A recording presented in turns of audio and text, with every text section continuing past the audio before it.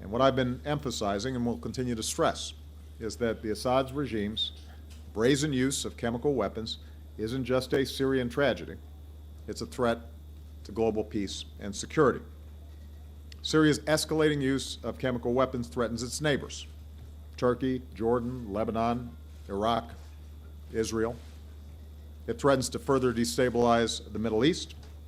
It increases the risk that these weapons will fall into the hands of terrorist groups. But more broadly, it threatens to unravel the international norm against chemical weapons embraced by 189 nations, and those nations represent 98% of the world's people.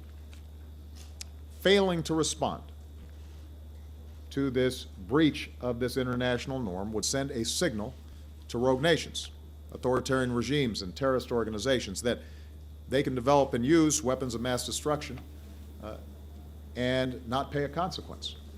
And that's not the world that we want to live in. This is why nations around the world have condemned Syria for this attack and called for action. I've been encouraged by discussions with my fellow leaders this week.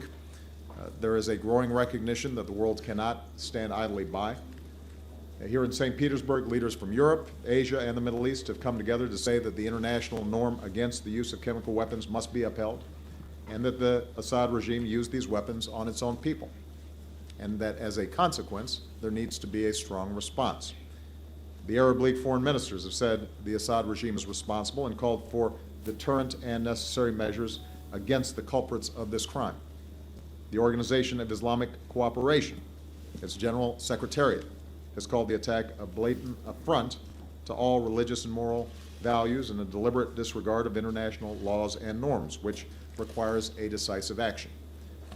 So in the coming days, I'll continue to consult with my fellow leaders around the world, and I will continue to consult with Congress.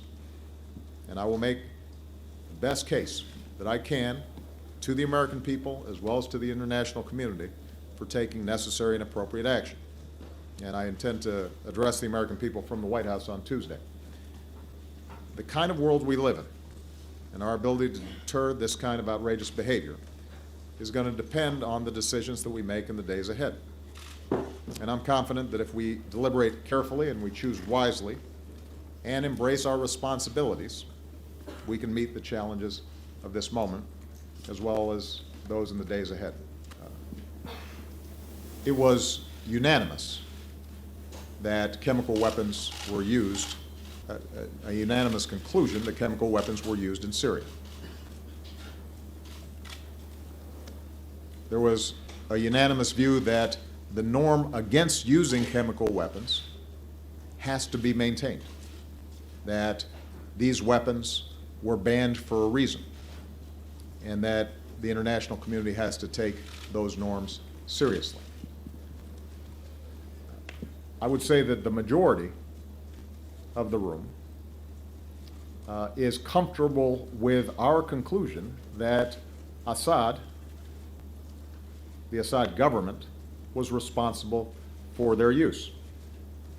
Obviously, this is disputed by President Putin, but if you polled the leaders last night, I am confident that you'd get a majority who said it is most likely, we are pretty confident, that the Assad regime used it.